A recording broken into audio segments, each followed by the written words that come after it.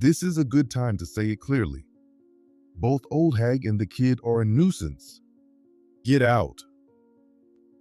Even though my husband was drunk, those were terrible words. My granddaughter Molly ran away crying. Molly! It was understandable because the picture she had drawn so hard for her grandfather was thrown away right in front of her. We might never be able to go back to how we were before. Just when I thought that, the doorbell rang. Who could it be at this hour? No way. Holly, it's been a while. Amy, why are you here? I stood there, dumbfounded. Then my husband spoke up again. I'm fed up with old people like you. What do you mean? You two aren't. My sister Amy looked down at me with a spiteful smile. Holly, I'm dating Dave. What? That's right. I'm divorcing you and marrying Amy. I couldn't comprehend the sudden declaration, and cold sweat started to pour from my body. Before I knew it, my hands and feet were trembling. I'm sorry, but I'm taking your husband. Amy watched me shake with shock for a while, looking amused. I cannot let things stay like this. I will get back at my husband and my sister. This is where my granddaughters and my revenge begins. My name is Holly Miller, and I'm 60 years old. I live quietly with my recently retired husband. Our home is in a quiet residential area a bit away from downtown New York, and I run a flower arrangement class there, making use of my qualifications. Although many couples face worsening relationships after retirement, we don't seem to have any particular issues. It's somewhat bothersome that my husband, Dave, unlike during his working years, wants my attention all the time now. At first, I was puzzled, but I thought it might be a refreshing change.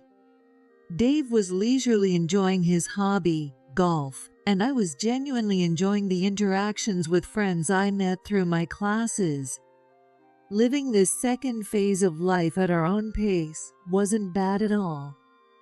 Just when I started to think that way, an incident occurred that changed our lives completely. What? Sam was in an accident? No way. Could this be some kind of mistake? My hand holding the receiver trembled, and my mind went blank. I couldn't believe it. Dave also seemed unable to comprehend the situation immediately, and stood there dumbfounded. 3 days ago, our son's family had gone on a trip with their child for the Thanksgiving holidays. The accident happened on their way back from visiting a mountain area in the north famous for its autumn leaves. It was hard to believe at first. God, please, let them be safe. With a prayerful heart, I hurried from our home to the hospital in the northeastern region. But what awaited us there were the lifeless bodies of our son and his wife, already cold. This can't be true. No, Sam, wake up. The cause of the accident seemed to be a large truck that dozed off and veered into the opposite lane. The car that collided head-on was so badly damaged that the front was unrecognizable. Our son Sam and his wife Emily had both died almost instantly. Sam, who worked tirelessly as a salesman. His wife couldn't be saved despite the doctor's best efforts. The soundless cries and sobs echoed in the cold hospital corridor. Even my usually strong husband was crying out loud this time. Our only son, Sam, was just 39 years old at the time. The only survivor was our granddaughter, Molly. God has taken away our only son from us. Left alone, our granddaughter, Molly, stood frozen with a pale face. not saying a word. Through the window, shaking in the cold autumn wind, I could see heavy rain clouds approaching. Before I knew it, the new year had come, and it was already February. A few months had passed since that fateful day when everything changed. In those 3 months, we barely had time to mourn, somehow managed to complete the funeral for our son's family, and moved forward in a daze. We decided to take in and raise our now orphaned granddaughter, Molly. We were so busy trying to get our new life on track.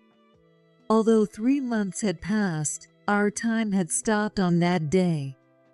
While I was busy with housework and struggling with raising a child again after so long, Dave gazed vacantly out the window. At that time, I hadn't yet realized that Dave had changed because of that accident. That day, when Molly didn't come back for a long time, I peeked outside from the back door, and the air was so cold it felt like it could freeze my lungs. Did she have track and field practice today? As I watched my breath turn white, just as I was about to close the door, Molly came home. I'm home. Welcome back. It must have been cold out there, right? Come on in. Molly had closed herself off after her parents' death and hardly talked to us. But recently, she started showing expressions more typical of a middle schooler. It will probably still take time for her to regain her true smile. She was trying to be considerate in her own way. Awkwardly, but earnestly, Molly was trying to fit into the new family dynamic. Molly was still 14 years old. She was in the 8th grade. Losing both her parents at such a sensitive age and being taken in by her grandparents, she had to transfer schools. Thinking about Molly's feelings broke my heart. But while I was trying hard to save Molly's heart, Dave's heart remained hollow. "Honey, Molly is back," Yeah, he said shortly and turned his gaze back to the TV. "Just when she's finally starting to open up to us a little." Dave had always liked to drink, but since Sam's death, his drinking had noticeably increased. It might have been his way to forget the pain of losing our only son. So I tried to overlook it. After dinner, Molly quickly cleared the dishes, went to the kitchen, and helped with the washing. Grandma, today, my drawing got awarded at school. "Really? That's amazing." The landscape painting Molly had drawn at the end of the year was chosen as the cover for the school's 100th anniversary commemorative booklet. Having my drawing on the cover made me so happy. It was the first genuine smile Molly had shown since coming to live with us. Grandpa, listen, Molly, don't you think you should focus more on your studies than drawing? "Honey." It's true, isn't it? Indeed, Molly was never really good at studying. Though she didn't fail her finals at the end of the year, her math and English scores were quite poor. Because of this, I had to help Molly with her studies late into the night every day. Starting child rearing all over again at this stage was a significant challenge. Even for biological grandparents, it wasn't easy. In fact, there were probably more conflicts than anything else. Dave's attitude towards Molly never improved. He was cold to her, almost as if he blamed her for the loss of our son. Since the accident, I was worried about Dave, who had taken to heavy drinking and had become reclusive. Late at night, after making sure Molly was asleep, I approached Dave. "Honey, what was that attitude towards Molly earlier?" What are you talking about? He was still in the kitchen, drinking what he called his nightcap of whiskey. That girl has finally started to brighten up a bit and is attending school properly. So what? Attending school is the obvious thing to do, right? Even so, telling her to study more like that. You didn't have to say it that way. What about you? You've been spending all your time on Molly lately. She should be able to study on her own, right? She may not be good at studying, but she's great at art and sports. Isn't that enough? Sam was good at both studies and sports, just like me. Molly doesn't resemble her father at all. Stop it already. No matter what we say, Sam isn't coming back. What we can do now is raise Molly properly. Please, cooperate. Listen, Holly, I don't know about you, but I had plans for my second life. But Dave hesitated and then stopped talking. no, it's fine. It's all in the past now. Molly was supposed to be a precious treasure for both Dave and me. But the death of our son's family cast a dark shadow over the relationship between grandparents and granddaughter. I quietly went to check on Molly in her room. Molly, I'm sorry. A single tear traced down her cheek as she slept soundly. I gently wiped away her tear and silently returned to my bedroom.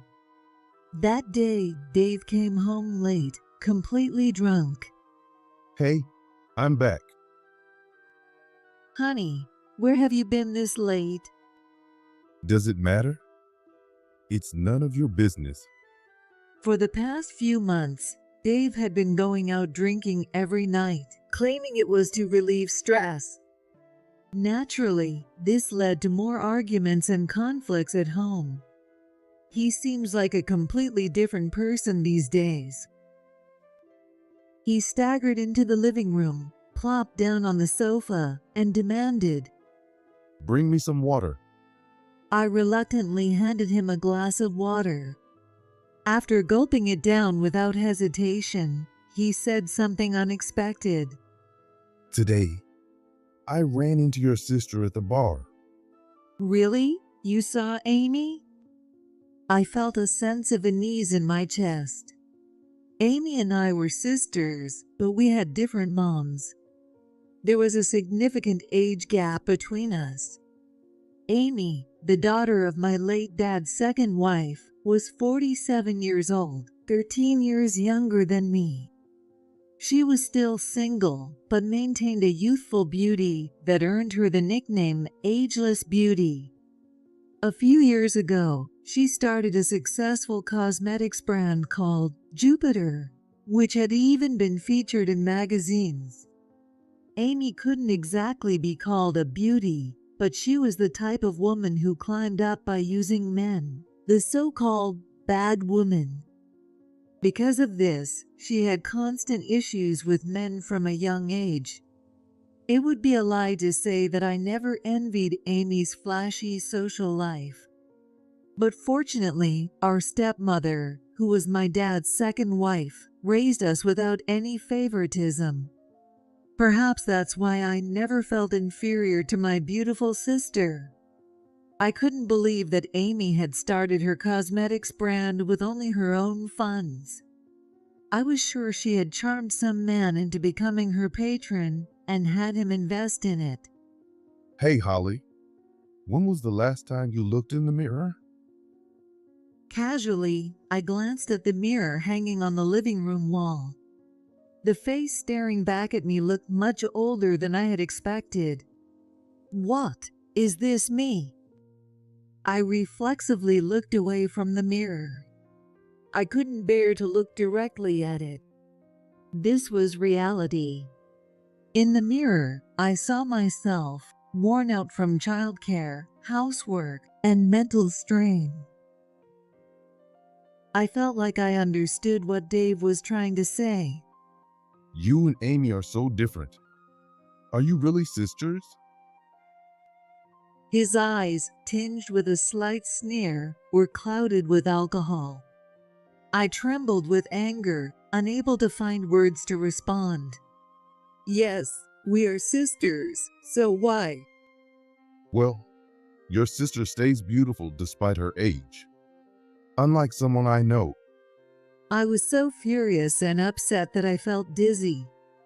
I barely contained the urge to scream, slammed the door shut, and left the room.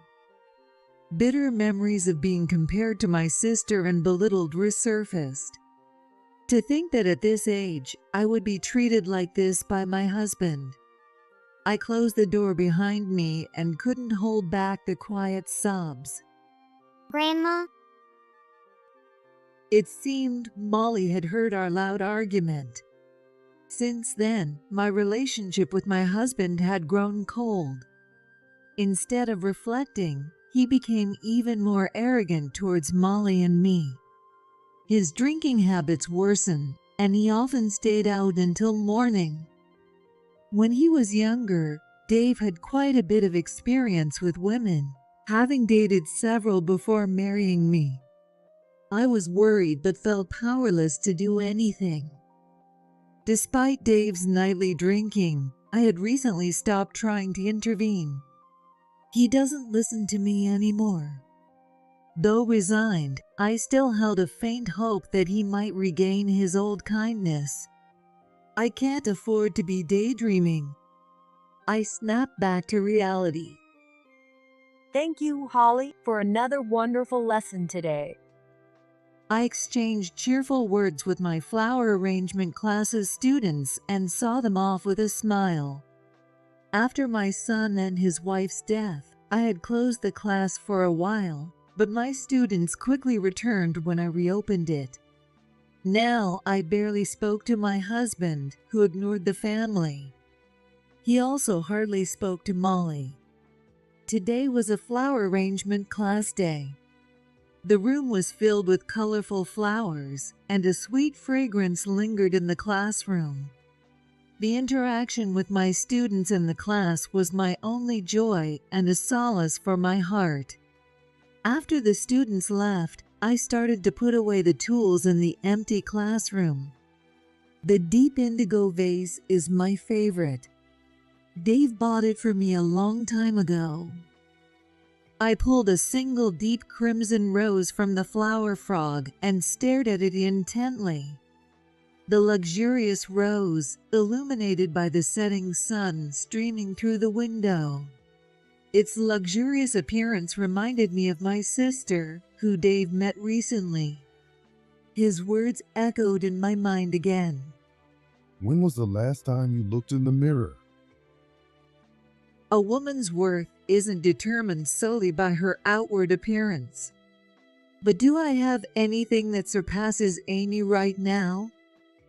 Grandma, I was snapped back to reality by the sound of my name. Today was Dave's birthday. I remembered that I had planned to make his favorite beef stew for dinner. I turned around quickly to see who had called me. Molly told me she had drawn something for Dave. Thank you. I'm sure Grandpa will come home early tonight. Despite saying that, I called Dave, but there was no answer. Today is a special day. That night, Dave finally came home after 10 p.m. He smelled of alcohol and cigarettes as he walked past me in the hallway. It seemed he had been drinking again. Molly, Grandpa is home. Molly was holding what looked like a piece of drawing paper. Grandpa, happy birthday. I drew this for you. Please take it. Today was Dave's 65th birthday. Is this supposed to be me? It doesn't look like me at all. Molly, you really waste your time on useless things. Dave crumpled the portrait she had drawn and tossed it into the trash. Honey, how could you? Molly worked so hard on that. Let's be clear now. Both you and Molly are a nuisance. Get out. Even though he was drunk, those were terrible words. Molly ran away crying. Molly, we might never be able to go back to how things were before. Just as I thought that, the doorbell rang. Who could it be at this hour? No way. Holly, it's been a while. Amy, why are you here? I stood there, dumbfounded. Then Dave spoke up again. I'm fed up with old people like you. What do you mean? You two aren't. Amy looked down at me with a spiteful smile. Holly, I'm dating Dave. What? That's how it is. I'm sorry. I'm marrying Amy. I couldn't comprehend the sudden declaration, and cold sweat began to pour from my body. Before I knew it, my hands and feet were trembling. I'm sorry. I'm taking your husband. Amy watched with amusement as I shook with shock. Amy, do you even realize what you're saying? What do you mean? It's the truth. She stood up with a faint smile. That's how it is. Well, I'll leave you for now. That night, I was so shocked that I couldn't sleep at all. I realized for the first time that when something is too shocking, you can't even cry. It hadn't even been a year since Sam's death, and now Molly and I were plunged into the depths of despair once again. 2 months later, Dave and I divorced officially. It was an unexpectedly abrupt end to our married life. I had been married to Dave for 37 years since I was 24, and never imagined it would end in divorce. Afterward, I relied on relatives and left the house with Molly. Everything precious was slipping through my fingers. I was overwhelmed with a sense of helplessness and sought refuge with my uncle's family, praying for relief. Spring was approaching. The warm early spring breeze gently swept across the fields. My dad's older brother, Ron, lived in a rural area in New England. The water in the surrounding fields was warming up, and the gentle hills nearby were sprouting with young, yellow-green leaves. Despite the peaceful, radiant spring sunlight, my heart was dark and heavy. I had just learned that Dave and Amy had officially remarried. Grandma, what's wrong? Oh, nothing, I said as I continued to place the alstroemeria flowers into the basket. I was preparing flowers to ship to the local fresh market. The head of the Woodson family we were staying with was my uncle, Ron Woodson. The Woodson family owned several forests and fields in this region and cultivated flowers for shipment to the metropolitan area. I was also given the opportunity to work at their flower farm. Everyone in the Woodson family, including Uncle Ron, his wife, and my cousin Ted's family, was kind. I love flowers, so working on the farm isn't hard at all, but... Molly, I'm sorry for making you move so many times. Since her parents' accident, Molly had been forced to move twice. I'm sad about Grandpa, but I think this is for the best. This region was warm and comfortable. With both the sea and mountains nearby, Molly seemed to like this picturesque place unexpectedly. She was more enthusiastic about her painting and joined the art club at her new school, even attending painting classes. Someday, I hope to reopen my flower arrangement class and become independent again in this place. Since my son and his wife's death, there had been my husband's affair, conflicts with my sister, and finally, divorce. Too many things had happened too quickly, and I still couldn't make sense of it all. Grandma, I have something to tell you. What is it? It's about Aunt Amy. Look at this. Molly showed me the screen of her smartphone. Amy? I frowned. Peering at the screen, I saw several familiar names. It was about Amy Woodson and the company she headed, Jupiter Cosmetics. It was revealed that there were false claims about the ingredients in Jupiter Cosmetics' facial cleanser. The products contained an ingredient that was supposed to be strictly regulated in quantity, but it had been used far beyond the allowable limits. Many people experienced severe allergic reactions, swelling, and even anaphylactic shock. Information posted on the internet spread quickly. Molly had noticed it from information retweeted by her friend who used the cosmetics. Aunt Amy is probably going to face a lot of trouble now. So will Grandpa. Yes. Knowing them, they might come to you for help, Grandma. Don't worry, Molly. You don't need to worry about that. They're living their own lives, separate from us now. Okay, I understand. I made up my mind firmly. A few days later, Amy's company's scandal was already being reported on TV. According to the news, there were about 300 victims, and the legal team was demanding compensation in the millions of dollars. Holly, I know it must be hard seeing your sister in the news for something like this. I'm sorry for all the trouble Amy and Dave have caused Uncle Ron. Don't get involved with them anymore. They're a disgrace to the Woodson family. Yes.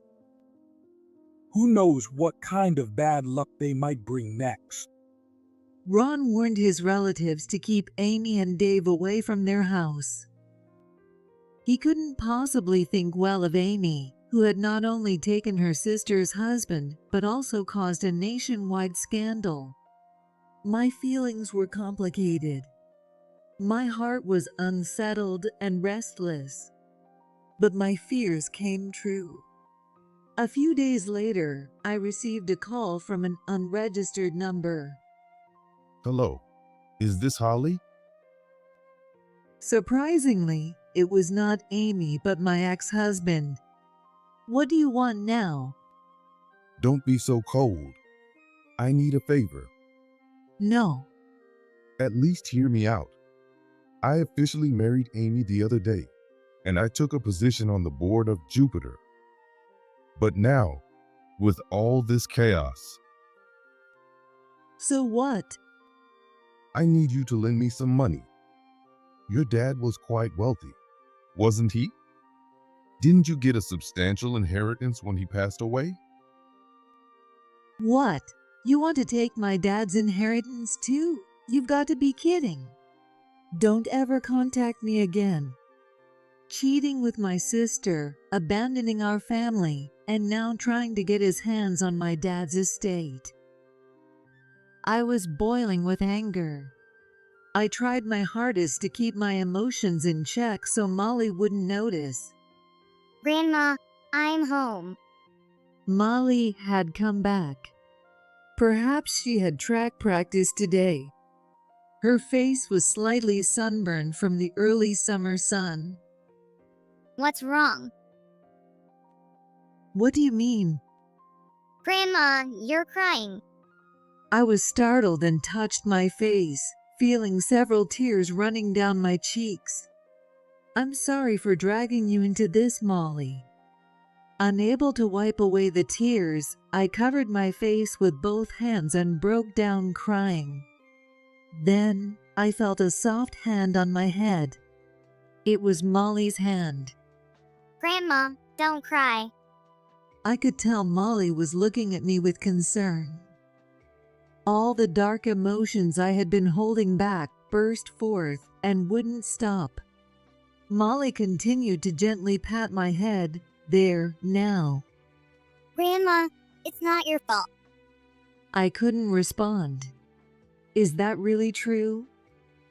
What if I had paid more attention to Dave after Sam died? What if I had been more supportive of his feelings? What if Sam and his family hadn't had that accident? Would our fate have been different? But now, everything we lost couldn't be recovered. Grandma, let's be happy. Happy? Can we be? If you wish for it, we can be. You're right. As long as I'm here, we'll be okay. That's right. I couldn't help but laugh through my tears. For the first time, I felt deeply grateful that Molly had survived. That night, I made a firm decision. I finally decided to claim alimony from my ex-husband and Amy, my sister. Molly, I need to talk to you about something. What is it? I'm thinking of opening a flower arrangement class again. What do you think? Molly's face lit up. It's great. I'm all for it. I knew we needed a substantial amount of money to raise Molly properly. Molly accepted my proposal with a smile.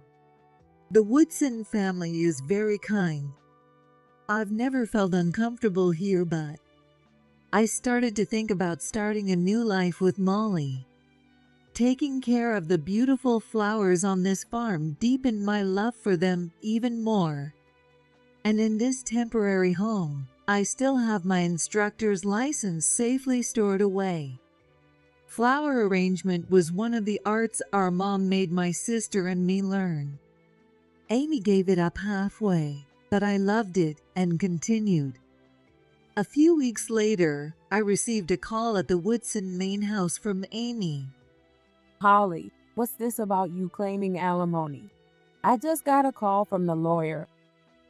It's exactly what it sounds like. It's my rightful claim for what you did to me. You're the one who let Dave be taken. It's not my fault. You're still saying nonsensical things. That's why I hate you. Pretending to be so smart and good, always getting everyone's approval. I hate that about you. You've always felt that way? I was surprised. You've always had people around you, always cherished by mom and dad. You could never understand how I felt. Amy. You know my company is finished, right? We're being sued by victims collectively, and the damages are in the millions. And now you're claiming alimony? Don't be ridiculous. Amy, I've always felt inferior to you. We were the same. I just realized it now, but I won't back down this time. This is for Sam too. Sam, watch over us from heaven. I'll raise your daughter well. It might be difficult to reconcile with my sister and ex-husband while we're alive, but that's okay. I'll live my life with conviction. I've decided to be happy with Molly. The following week, we received 2 pieces of good news from school. One was that Molly had performed well in track and field and was selected to compete in the national hurdle event. The other was, really? Molly's painting? Yes, Grandma, I get to go to the Netherlands. I could hardly believe my ears. Molly's painting had won first place in a competition. Molly had entered a summer painting contest hosted by one of the top art supplies companies in the country. The painting won first prize and was to be displayed at a renowned museum in the Netherlands for a limited time. In addition to the prize money, the winners were provided with travel and accommodation expenses. This news was published in the cultural section of the newspaper, which Dave saw. He called the Woodson household again. Hello, Molly. Long time no see. How have you been? I'm good. I saw the newspaper. It's amazing that you won a prize. Show it to your grandpa? Will you? I can't show it to you. It's being displayed overseas. I heard you got prize money too. Can you call your grandma? I need to talk to her. No, Grandma said she would never give the prize money to you. And besides, I'm not interested in the money. A few days earlier, Dave had suddenly visited the Woodson house, pleading with me to reconcile. Given the timing, it seemed obvious he was after the prize money. I had no intention of getting back together with my ex-husband. At this time, he was completely worn out and exhausted. The financial losses from Amy's cosmetics business, the collective lawsuit damages, and the infidelity alimony had taken their toll, pushing the couple to the brink of insanity. In fact, their minds might have already been broken. Amy's beauty had faded, making her look older than her years. She no longer cared about her appearance or makeup and seemed on the verge of losing her sanity. The cost of the affair with her sister's husband was far greater than she had imagined. After struggling to secure funds, they ended up with hundreds of thousands of dollars in debt. Dave and Amy were mentally and physically drained. From the very start of their marriage, they had been plagued by trouble, and their relationship was on the verge of collapse. I should never have married you. You're useless. What? You're the one who seduced me first. I was the one tricked. Give me back my life. Dave finally realized that Amy had never loved him. Sensing her cosmetics business was faltering, Amy had quickly sought a partner to parasite off. He finally realized that she had manipulated and completely exploited him. And he realized that this affair was also a form of revenge against her sister, whom she had always envied and resented. But it was all too late. They had lost their money, their home, their family, and their love, and even their memories. All they had left was a new wife on the brink of madness. Later, I heard through the grapevine that Dave and Amy had started working at a hotel far away in the north. Dave had held a respectable position during his career, and Amy, who had been the president of a cosmetics company, must have faced considerable hardship in her new life. But my life was now free from them. I had no intention of interfering or being interfered with. There was only one thing that concerned me. That hotel was very close to the place where Sam and his family had visited just before their accident. The autumn leaves must be beautiful around this time. Maybe he's there to pay respects to Sam? It was just a guess, but Sam was our irreplaceable son. That much was a fact. Looking back, everything started with that accident. No one was to blame, and no one could be blamed. It was just a sad, bitter memory. And so, in my heart, I silently said goodbye to Dave and Amy, who had betrayed me. Then the seasons passed, and it was the second spring since the accident. With the funds we had saved, Molly and I bought a house not far from the Woodson family home and started our new life. We moved to a place close enough so Molly wouldn't have to change her school. There, I finally reopened my flower arrangement class. It was conveniently located near the station. The student recruitment flyer that Molly made was well received, and a lot of students gathered right away. Grandma, the painting they displayed at the museum has been returned. In Molly's hands was a painting of a flower field bathed in the setting sun, with Sam, his wife Emily, and Molly herself. No matter how many times I see it, it's a wonderful painting. I'm sure Sam and Emily are happy too. Yes, I think so too. We both laughed, looking at each other.